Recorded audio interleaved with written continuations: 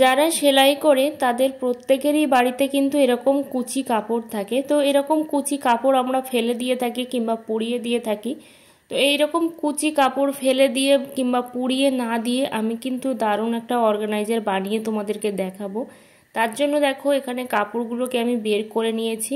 আর এরকম টুকরো কিন্তু তোমরা যেখানে সেলাই হয় সেখান থেকেও কিন্তু নিয়ে আসতে পারো খুবই সহজে, কারণ এগুলো তো আর কোনো কাজে লাগে না।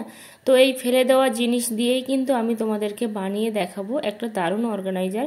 তার জন্য দেখো এখানে কাপড়গুলো কিন্তু আমি ছাড়িয়ে নিচ্ছি। তো শুধুমাত্র এই কাপড় দিয়েই কিন্তু হয়ে যাবে। এখানে দেখো একটা আমি নতুন টাইপের শাড়ি নিয়েছি, এখানে সিল্কের শাড়ি নিয়েছি। তোমরা চাইলে এখানে কিন্তু কটনেরও নিতে পারো কিংবা টাওয়ালও নিতে পারো। তো এখানে আমি কিন্তু শাড়ির ব্যবহারটাই করছি। তো দেখো প্রথমে শাড়িটা কিন্তু আমি দুভাঁজ করে নিলাম। এখানে প্রথমে দেখো দুভাঁজ করে নিচ্ছি, তারপর কিন্তু আমি এখানে 4 ভাঁজ করে নিচ্ছি। এভাবেই কিন্তু আমি 4টে ভাঁজ করে নিচ্ছি শাড়িটাতে।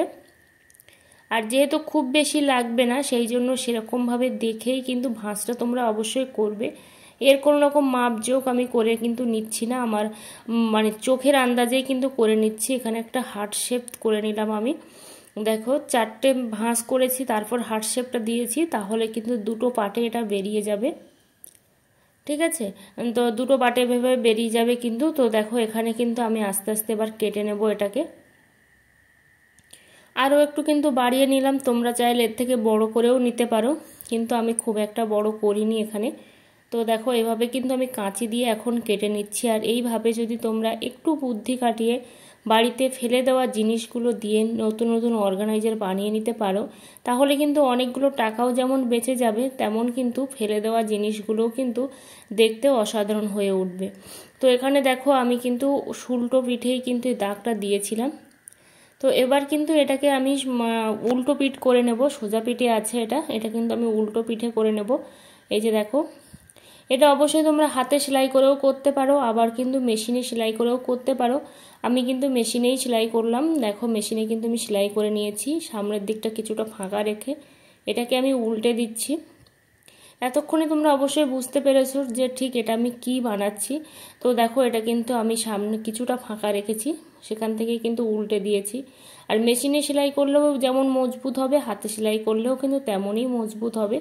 এখানে দেখো এবার কাপড়গুলোকে কিন্তু আমি ভরে নিচ্ছি এর মধ্যে। আমি সাইড থেকে কিন্তু কোনো রকম ঝুরি ঝুরি করিনি, তোমরা চাইলে কিন্তু ঝুরি ঝুরিও করে নিতে পারো। আমি কিন্তু নর্মালি করেছি, তোমরা চাইলে একটু ঝুরি দিয়েও নিতে পারো, কোনো রকম সমস্যা নেই। আর যেহেতু এটা কাপড়, তো সেই জন্য কিন্তু সমস্যাও হবে না যখন তোমাদের পরিষ্কার করার দরকার হবে। এই যে সামনের মুখটা দিয়েও কিন্তু তোমরা বের করে কাপড়গুলোকে বের করে এটা কিন্তু ধুয়ে ফেলতে পারবে।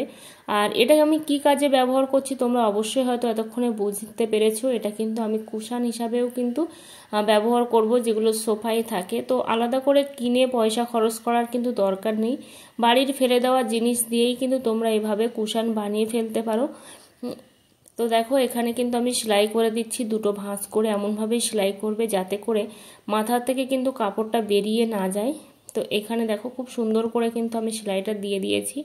আর ফাইনাল লুকটা কেমন হচ্ছে অবশ্যই তোমাদেরকে দেখাবো। যেহেতু এর মধ্যে কাপড় দেওয়া, সেই জন্য কিন্তু একটু সফটনেসটা কম হতে পারে, কিন্তু তাতে কিন্তু কোনো রকম সমস্যা নেই, বাইরে থেকে কিন্তু একটুও বোঝা যাবে না। তো এই যে দেখো কেমন হয়েছে অবশ্যই তোমরা কমেন্ট করে জানিও, আর নিজেরাও বাড়িতে বানিয়ে ফেলো।